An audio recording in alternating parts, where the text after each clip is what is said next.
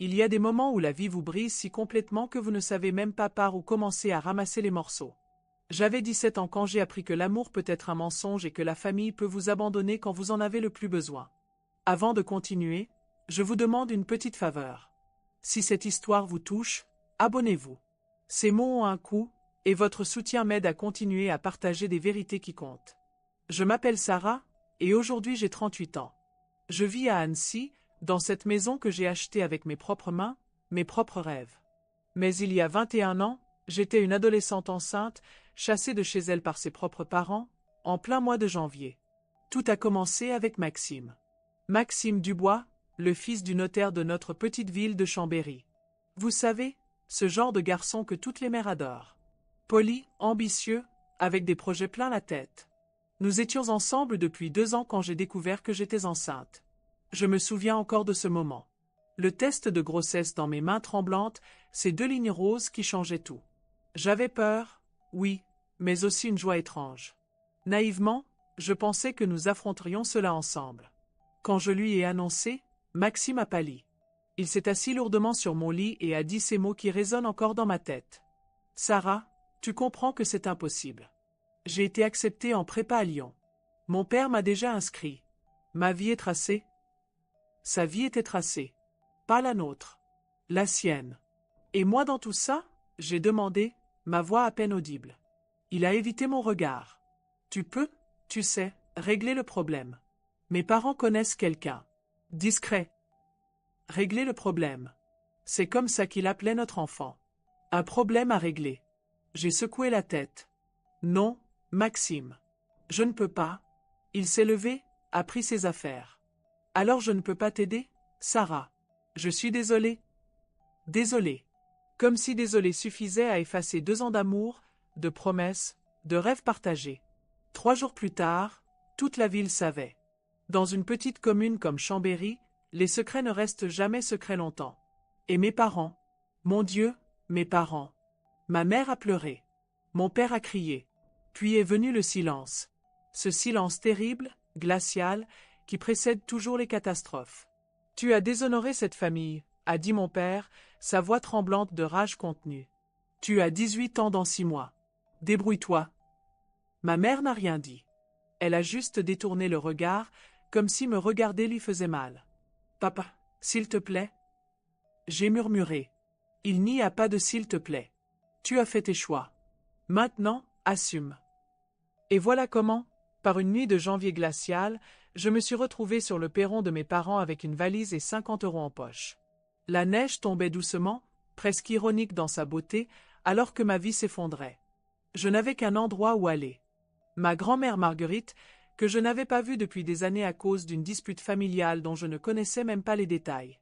Elle vivait à Annecy, à 1 heure de train. Le voyage le plus long de ma vie. Assise dans ce train de nuit, regardant défiler les paysages enneigés, me demandant si elle allait me claquer la porte au nez comme mes propres parents l'avaient fait. J'ai sonné à sa porte à minuit passé. Quand elle a ouvert, ses cheveux blancs ébouriffés, sa robe de chambre serrée autour d'elle, j'ai vu ses yeux s'agrandir de surprise. « Sarah? Mon Dieu, ma petite, que fais-tu ici ?» Et j'ai craqué. Là, sur son seuil, j'ai fondu en larmes et tout raconté. L'abandon de Maxime, la colère de mes parents, ma solitude. Elle ne m'a pas posé de questions. Elle ne m'a pas jugée. Elle m'a juste prise dans ses bras et murmuré « Entre, ma chérie. Tu es chez toi maintenant. » Grand-mère Marguerite est devenue mon phare dans cette tempête. Elle avait 75 ans, mais plus de sagesse et de force que tous les adultes que j'avais connus. Elle m'a appris que la famille, ce n'est pas toujours le sang. Parfois, c'est juste quelqu'un qui vous accueille quand le monde entier vous tourne le dos. Les mois ont passé.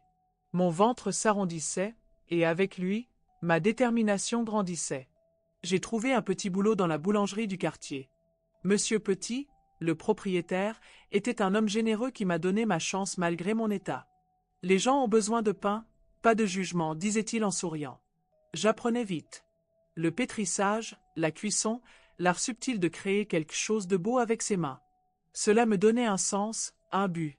Pour la première fois depuis longtemps, je me sentais utile. Elia est née un matin de septembre.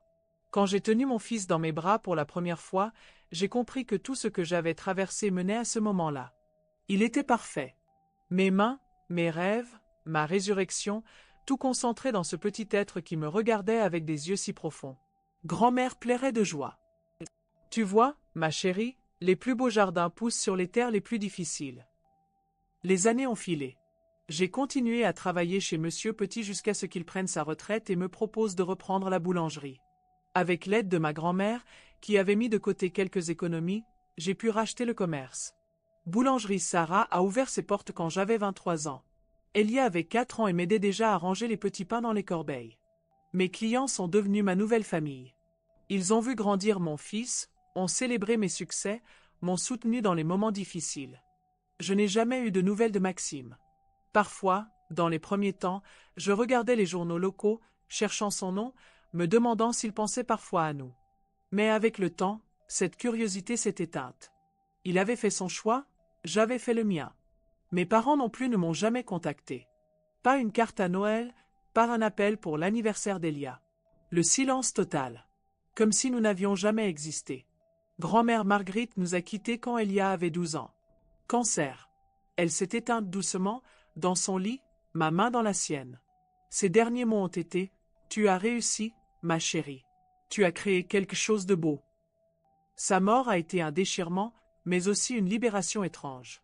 Elle m'avait appris à voler de mes propres ailes. J'étais prête. Elia a grandi pour devenir un jeune homme remarquable. Intelligent, sensible, travailleur. Il aide maintenant à la boulangerie pendant ses études d'ingénieur. Il n'a jamais posé de questions sur son père. Comme s'il comprenait instinctivement que notre histoire à nous deux suffisait. Il y a 6 mois, alors que je fermais la boulangerie un soir, j'ai levé les yeux et les ai vus. Mes parents. Là, devant ma vitrine, regardant l'enseigne Boulangerie Sarah avec des expressions que je ne savais pas déchiffrer. Mon père avait blanchi. Ma mère s'était voûtée. Il semblait si petit, si fragile.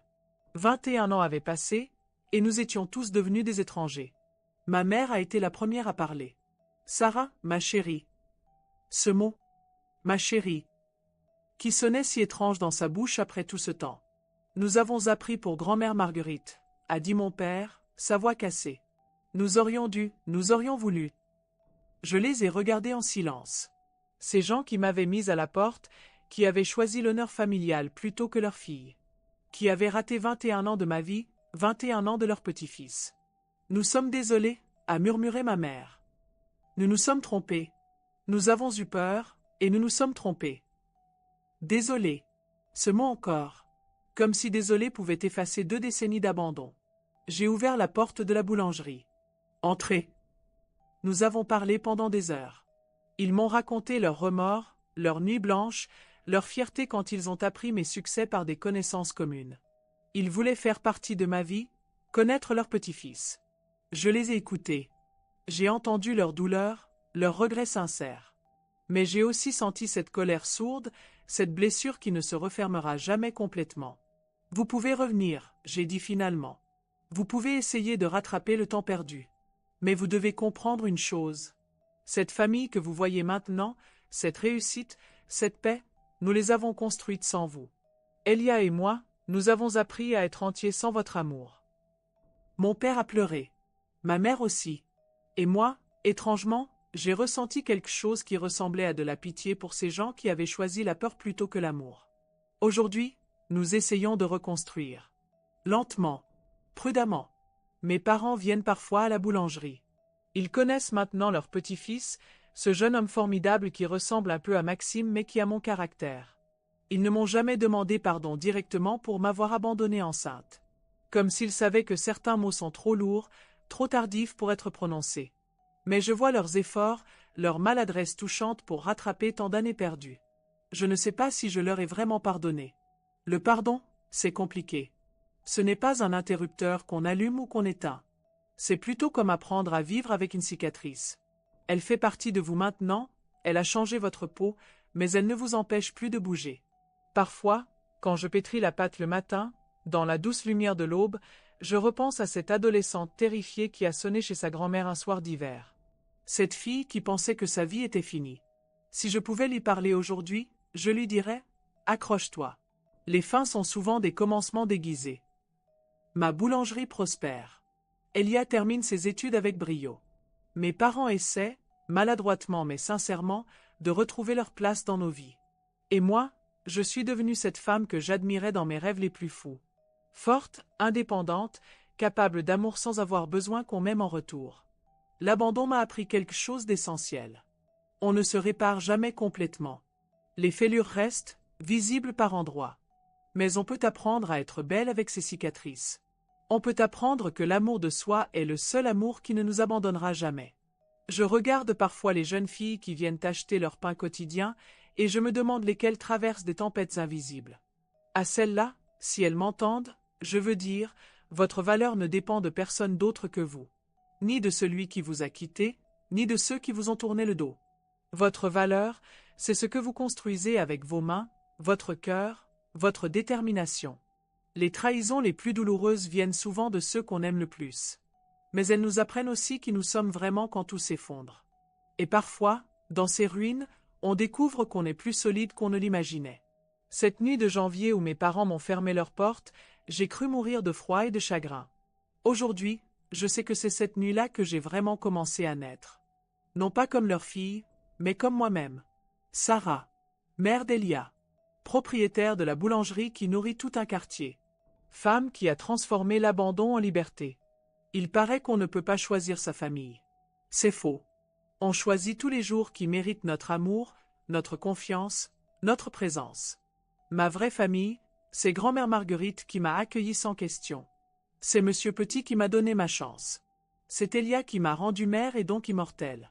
C'est cette communauté d'Annecy qui m'a vu grandir et réussir. Mes parents biologiques, ils font maintenant partie de ma vie, mais ils ne la définissent plus. Ils ont perdu ce privilège le jour où ils ont choisi la honte plutôt que l'amour. Maintenant, ils doivent gagner leur place, comme tout le monde. Et Maxime, il habite quelque part dans mes souvenirs, ce garçon qui a eu peur de l'avenir. Je ne lui en veux plus. Sa lâcheté a révélé ma force. Son abandon m'a mené vers ma grand-mère, vers Annecy, vers cette vie que j'aime profondément.